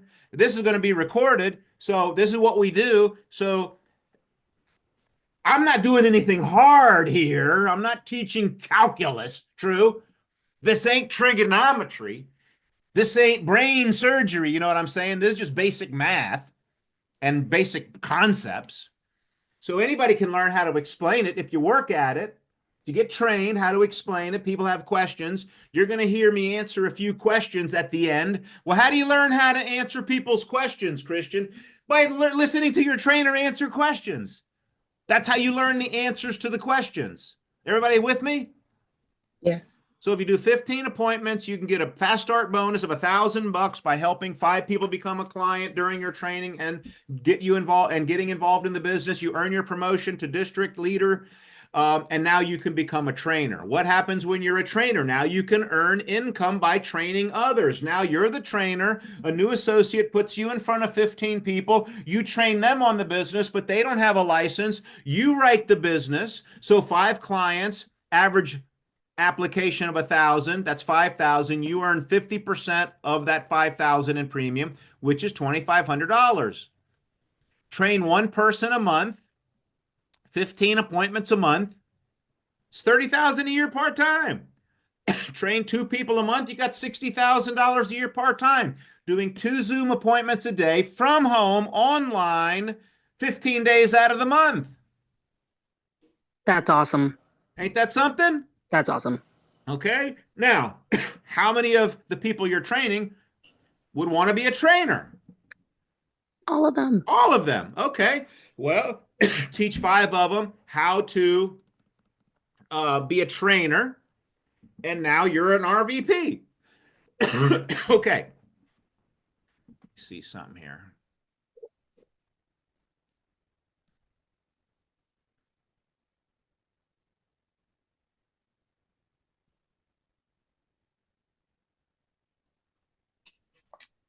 Okay.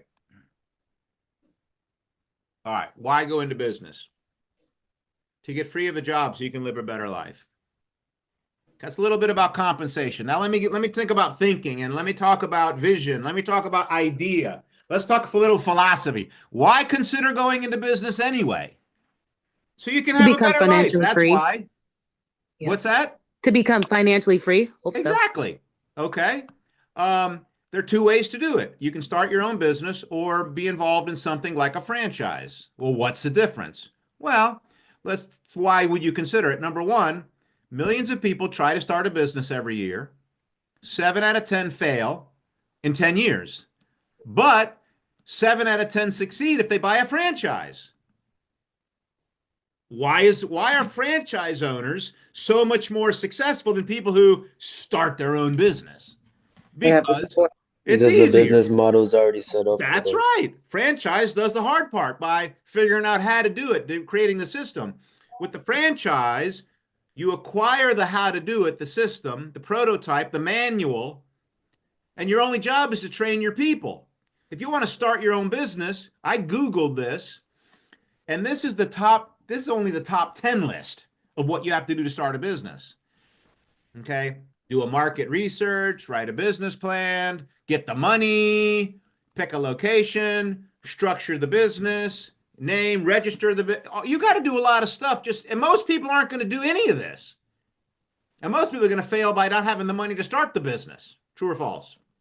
True. Okay. True. With the franchise, you can acquire, and it's all this is already basically done. But the problem with the franchise is they're hundreds of thousands and millions of dollars.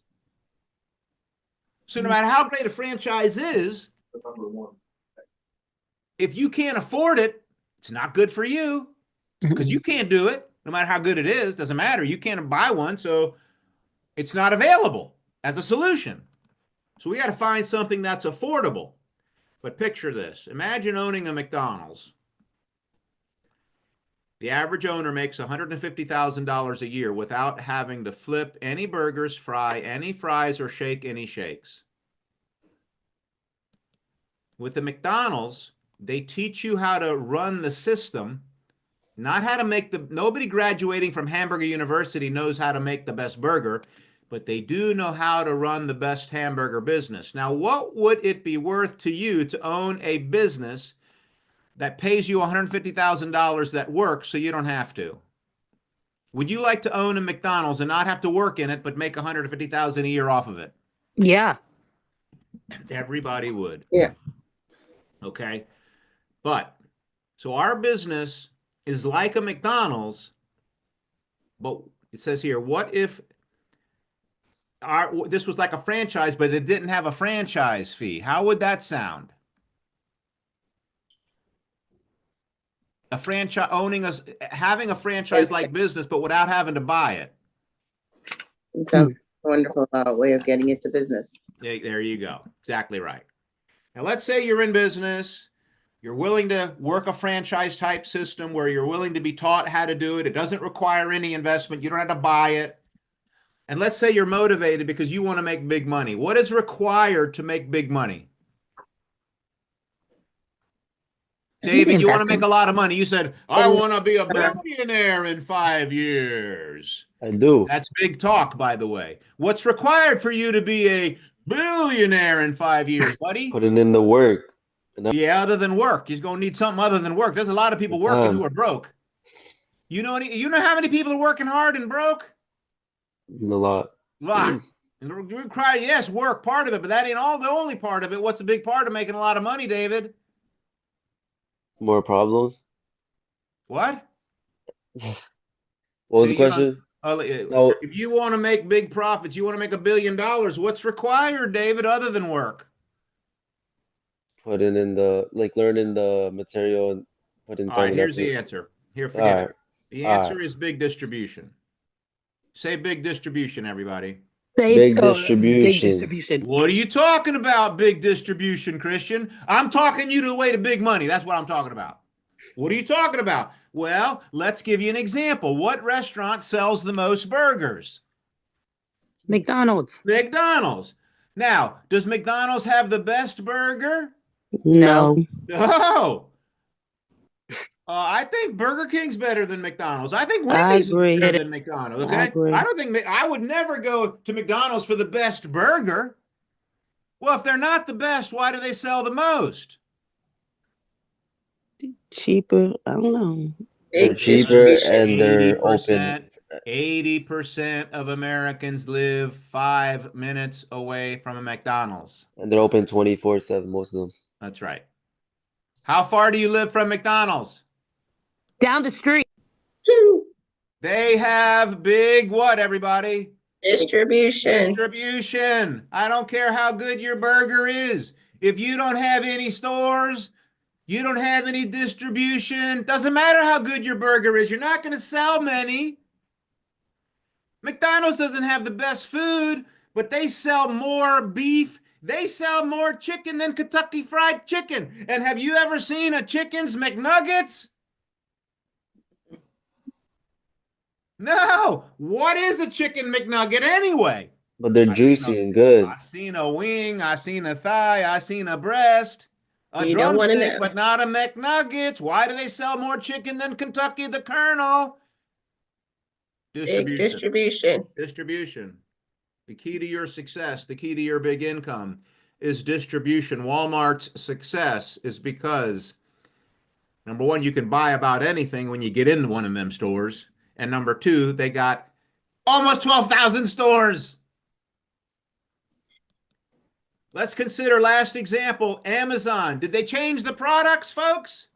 No. No, they ain't changed the products. What'd they change? Distribution. Distribution. Not only did they change distribution, they revolutionized distribution. We went from going to the store and getting what we wanted to them bringing it to our door, shopping on the phone, on our computer. They revolutionized how we shop, and it's massive distribution. So what happened to Amazon and what happened to Jeff Bezos, the They blew founder? up. He is a multi-billionaire. Multi-billionaire, like owns. Amazon's everywhere. He didn't change the products. He built a distribution system. What's the key to your brighter future? Big distribution systems. That's exactly right. That's everything. McDonald's idea, multiple locations selling multiple products. They want to get you at breakfast, lunch, and dinner and midnight after your night out. True or false? True. Okay. What are we doing? McDonald's a financial services baby. We want to The have healthier way. yes. We want to help people with financial products. This is our financial menu. This is what everybody needs. And we want to have locations everywhere.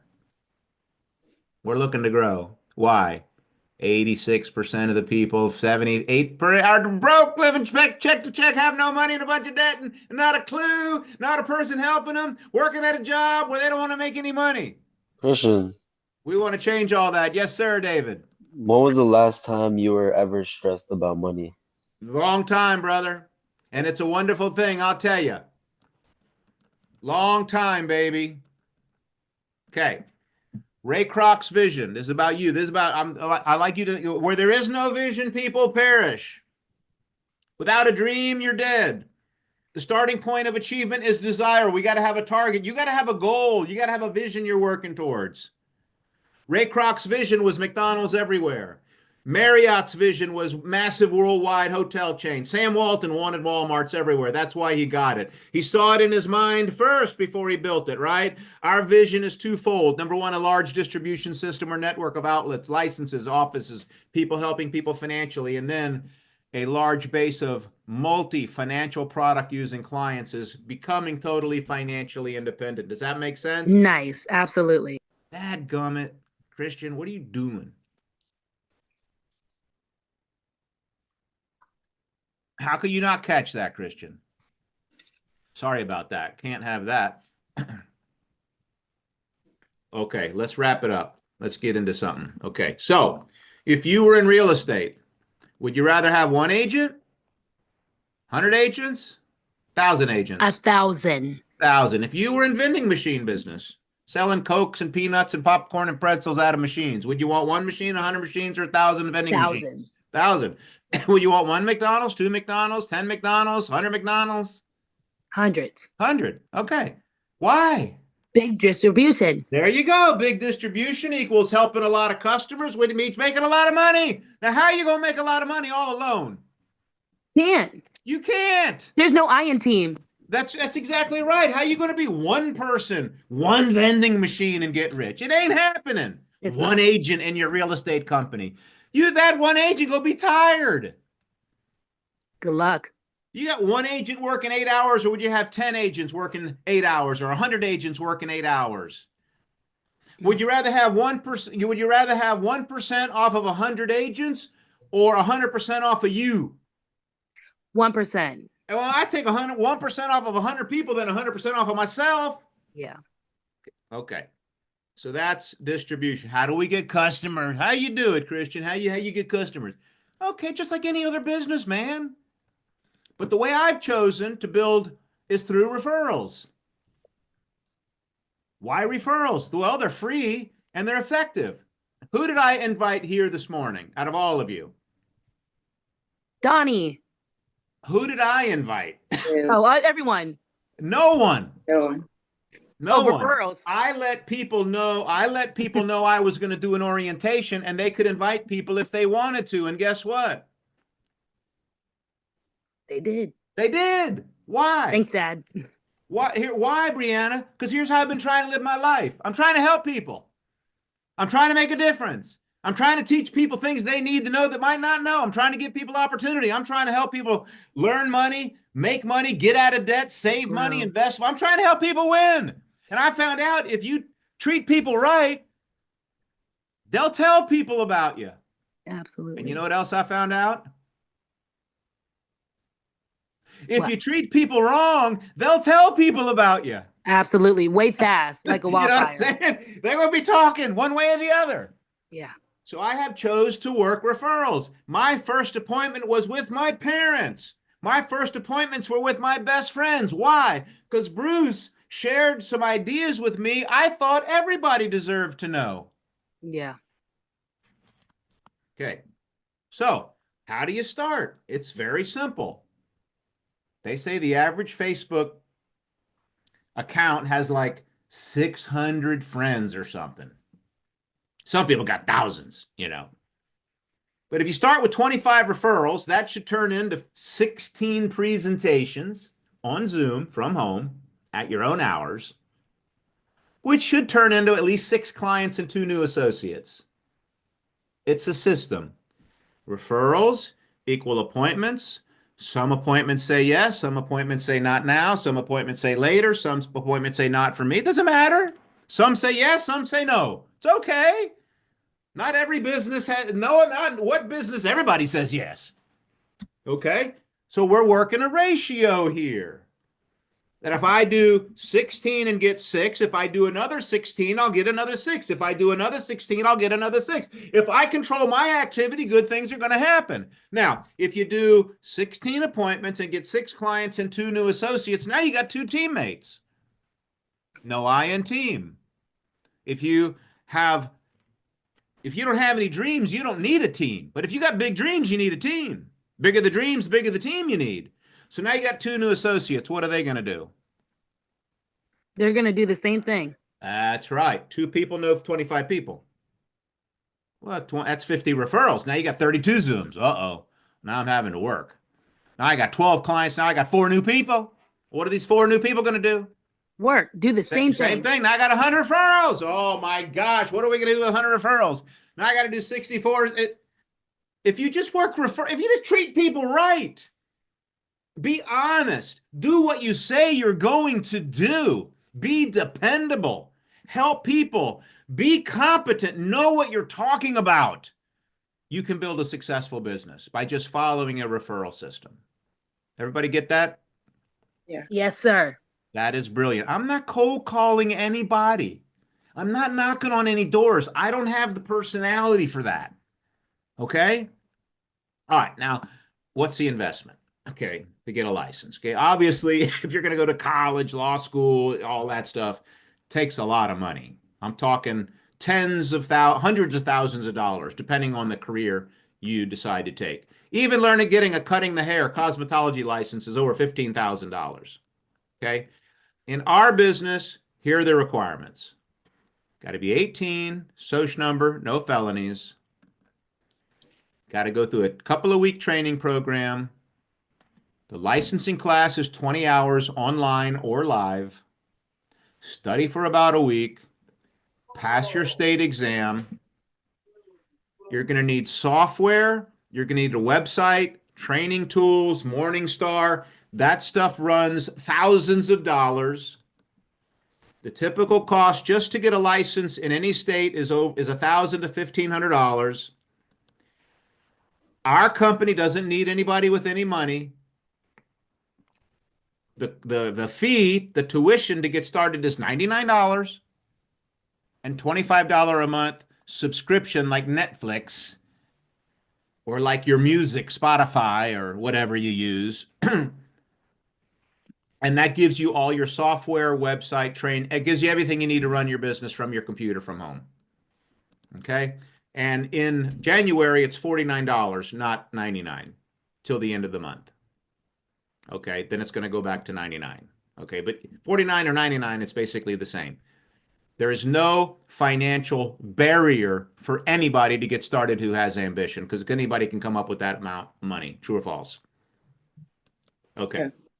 Okay. Now, why do people fail? They don't want to try. Couple ideas. Okay, Brianna. Here's number one reason why people fail. Okay. They see this and they get excited, and now they're going to go try to explain it. Now, what would happen if you had only one karate lesson and then you went to pick a fight in the worst part of town where you live? What would happen to you? I would probably get my tail whooped. That's exactly right. You can't just learn one chop and now go pick a fight. Okay. Well, what do you think is going to happen to you if you try to explain what I just explained to you, to your parents or your best friend, and you don't know what you're talking about fully? No sale. You're going to No lose your transaction. credibility. You're going to make a bad first impression. And how important are first impressions? Very important. Very important. That's everything. So if you try to do the business without being trained, competent, and licensed, you will fail. Because this is about people's money, and they want people who know what they're talking about helping them. And not some yahoo that just went to one class or is talking about stuff, pie in the sky, and they don't know how to answer any questions. Okay? Another way to fail. They want to think about it. This sounds wonderful, Christian. The results of the Think About It challenge are in. If you think about going on a diet, if you think about changing your life, if you think about working out for 90 days, you will look the same or worse 90 days from now. So, thinking about it gets you how much forward? Not at all. Not at all. Okay? Back to Think and Grow Rich, Napoleon Hill, this book was written and published in 1937. He studied over 200 people who built the industries of America and were millionaires. And that's written in 1937, so $1 million was way more than $1 million today. Okay? And he said those successful people, he found out that successful people had the habit of reaching a decision promptly and changing the decision slowly if they changed it. And people who failed financially, without exception, had a habit of taking forever to make a decision and then changing the decision quickly and often. And you see this in fitness. The people who have the best bodies, the beach bodies, the physiques that we all want, these are people who make a decision to get in shape, and then they never change the decision. They're just always working out and always eating right? You seen these people? Yes. Now, the average person says, well, I'm going to wait until January 1 to do a New Year's resolution and start a diet and a workout program. And by January 15th, how's the workouts coming? Not great. Right. They took forever to make a decision to get in shape, and as soon as they make the decision, they change it. Guaranteed failure. You want to win in business? You want to win financially? You got to figure out what you need to know, and then you need to make a decision to do it. And then you never stop. You never quit. You never quit trying to make your dreams come true. You make a decision to do it, and then you just keep making that decision. You keep making that commitment, and you go overcome obstacles. You overcome challenges. You learn whatever you need to learn, and then you make your dreams come true. That's how you do it, not by quitting. Okay? That's a very important point and made a lot of difference in my life by just deciding to do it, no matter how hard it was or shy I was or how I lacked confidence. I figured if other people were doing it, I could do it. Why do people fail? They listen to people in the box. Now, question. If you're in a box with a bunch of people in a box and you just talk to the people in the box and your goal is to get out of the box, should you talk to people who are out of the box or in the box? Outside of the box. Outside of the box. If you want to succeed in business, you need to talk to people who are succeeding in business. If you want to be wealthy, you need to start having lunch with wealthy people and picking their brain and interviewing them and say, how did you do it? You don't want to ask a broke person how to get rich. Why? You're going to stay very broke. Because they don't know how. If they knew how, they wouldn't be broke. Okay? Does that make sense? True or false? Sure. True. Well, obviously, if you never get a license or never get trained or you quit, you're going to fail. People don't fail, they quit.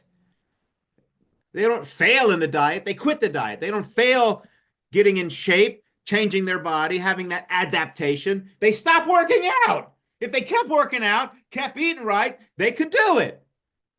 People don't fail in our business, they quit our business. Why? Because it's easier to get a job. It's easier to make a living than it is to change your life and become totally financially independent. So what's next? Begin with the end in mind.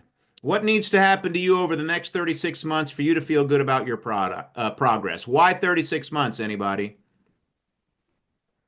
Here's why. Why? 36 months is a short enough period of time to get excited, but it's a long enough period of time to do something big, to make some radical changes. Could you change your body in 36 months? Radically? Absolutely. Oh, yes, you could. Okay, so 36 months, psychologists have found for you to have a 36-month goal and vision and plan, because it's short enough, it's soon enough to get excited, but it's long enough to do something major. Imagine where you could be financially 36 months from now if you take advantage of a unique and powerful opportunity and we work together. Okay, number 2, get your own plan. Look at your own income. Like if you wrote down all your expenses and subtracted it from your income, you're going to have one of 3 scenarios. You're going to be spending everything you make, spending more than you make, or spending less than you make. And most people are spending everything you make. And if you spend everything you make, you can't save money. And if you don't save money, you're always going to be working for money. Got it? Mhm. So you need to analyze, where are you financially? What is your financial reality? We got to take our heads out of the sand and look at where we're doing. What is our income and expenses, and what are our assets and liabilities? What are our debts, and what are your income producing assets? What are your stocks? What is your real estate? What are your mutual funds? What are your investments? What are the things you own that grow in value? What is your real estate? And then what are your credit cards, your car loans, student loans, mortgage loans, whatever? You got to look at your net worth, your assets, liabilities, income, and expenses, and look at it honestly and ask yourself, how does this look? You need to get your own plan. Find out where you are, set financial goals, get a game plan for you to hit your goals. Does that sound like a good idea? Yeah.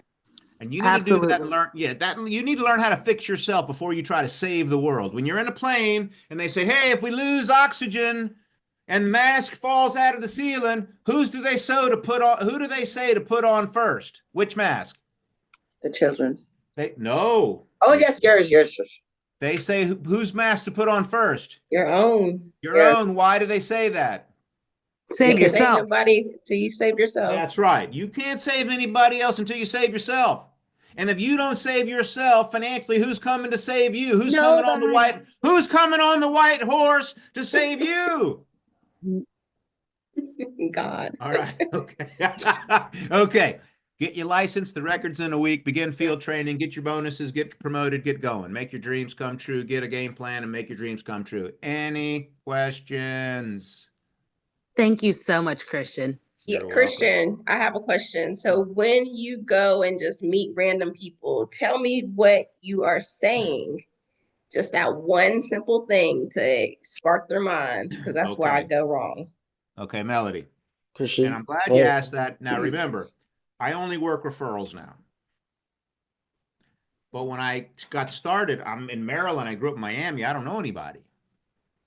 And I want to build a team. And I'm shy and introverted and afraid to talk to people. Okay, so number one, I started out like in a hole. I started out in the trash can. Okay. Ah, And I had to figure out how to do this. Okay. So one of the things, I got good at 2 things. Number one, at something called the 3-foot rule.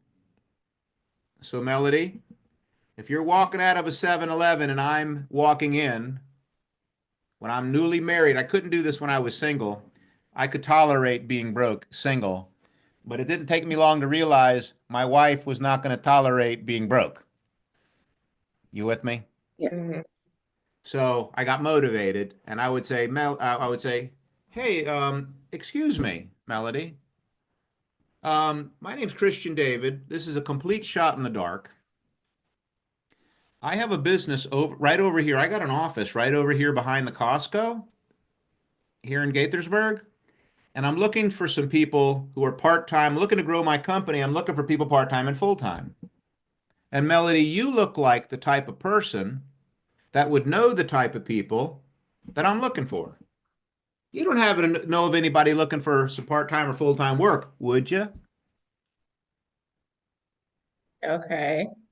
But what if you don't have a business right down the street and they be like, oh, well, Oh, where you is that? do. Oh, you do. Where do you live? Savannah. I got a business in Savannah. I'm looking to grow. Right over there behind the Publix or the Waffle House or wherever you live. Okay. You don't have to have an office. It's a home office. Okay. There was no, when I was doing this, there was no cell phone. There was no internet. Nobody had a computer. Okay. Think about this. There was no GPS. We actually had a map driving around town. Business is way easier now because you don't have to go anywhere. Okay. So you have an office, you have a location. I would just say that. You working out of your home. Don't matter. I got a business here in Savannah. I'm looking to grow. You look like Melody, like the type of person who would know the type of person I'm looking for. You don't have to know of anybody unhappy at their job, feeling like they're underpaid, not paid with their work, or they're looking for something better, do you? Now, that's called indirect. I'm not saying, Melody, hey, are you looking for something? Because that way I can get rejected. The worst you could say to me doing it that way is what? I don't know anybody. Right. Oh, okay. And then I might say, well, what about you? I could say that, or I just keep walking, depending on your attitude. That's one way. The other way was I would call people on the telephone. Let's say I got a referral. I would have people bird dog for me and find out if people were open to doing better. Would you like to do better financially, Melody? Yes. Do you know anybody that would like to do better financially? Yes. Who's the number one person that you know that would like to make and save and accumulate more money? Mom. You feel good about what I shared with you? Yes. When Bruce shared it with me, I liked it. When Andy shared it with Bruce, he liked it. I liked it. I shared it. You like it. Hey, what do you think the chances of your mom going to like it? Huh? If all these people liked it and you liked it, guess your mom anything like us, you think? You think your mom would want to know this, or should we keep it a secret from her? No, she'll definitely want to know it. Okay, so I'd call up your mom. Hi, ring your mom. Hi, Melody. Hi, how are you? I'm very good. Melody, you were referred to me by Brianna. I kind of let her know I have a business in the community here, looking to grow, looking for people part-time, full-time. I asked her who she knew that wanted to do, but was motivated to do better financially. And guess who one of the first person she said was? Me. Melody. That's right. Okay. Is that true? Would you like to do better?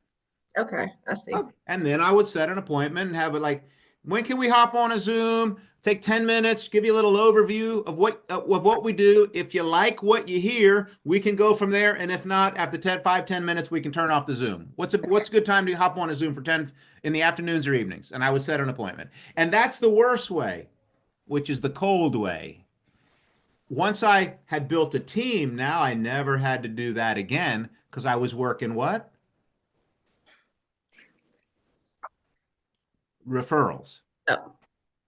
I'm 21 moving to Maryland. Now I'm 23 in the business, and all of my friends are basically borderline alcoholics. I don't know if any of you, when you were young, if you ever worked in the restaurant bar business, everybody's they're like a party animal. I said, I got to get out of here. I'm going to die hanging around these people. You know what I'm saying? So I didn't really have this type of people that as terms of a circle of influence like I would have had in Miami. So anyway, that's just some ideas on that. Does anybody else have any other questions? Christian, I have a question actually. Yes. So, came to the meeting, I think a few weeks ago, super awesome. Actually, the all together, and signed up for training in a few weeks. Suggestion after the training, should I just get right into the test? Well, the sooner you get licensed, the sooner you can get paid. Okay. Question is, how soon do you want to be able to get paid? Oh, right away. So now there are the fast start bonuses and all that, but the real income comes from getting licensed. Okay. Okay, so I would just get that out of the way as soon as possible if you want to get paid as soon as possible. Now, if making money is not important to you, don't get a license. Oh, I'm so excited. And it starts with life and Okay. then securities, if I'm right. I would get the securities. I got my insurance in July. I had my or August, and I had my investment by October. Nice. Okay. I hated my job too. I wasn't one of these people who would love their job. I was dying. Dying a slow death in my job. Okay. Nice. Thank you. You're welcome. Hey Christian, Yes, David. I got a dentist appointment. Yeah, no problem. Uh, And I got to go too. Oh, hey, my buddies. Come in, Nils. I'm down here at our beach house. I think my door's locked. My buddy, my friend of mine in high school died. We're gonna have an honorarium lunch for him in Deerfield Beach. that's nice. And so I got to go too. The Zoom ID number 301-370 is my cell number, and I can,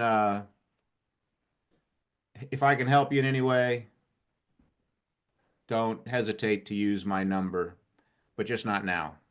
Heading to lunch with some friends, okay? Thanks, Christian. Anybody feel a little better about our business? Yes, Yeah. sir. Anybody motivated to do better, helping people? Yes. Yep. Okay, remember, if you help enough people get what they want, You're helping you can yourself. have everything you want. This is about, the way greatness is achieved is by helping and serving other people. That's how you do it. You want to solve your problems? Start by solving other people's problems. That's how you can solve your own. The more people you help, the better you can do in business. That's what business is all about, no matter what your business is. Okay? I've enjoyed sharing with you tonight. Let's go do something great in American business.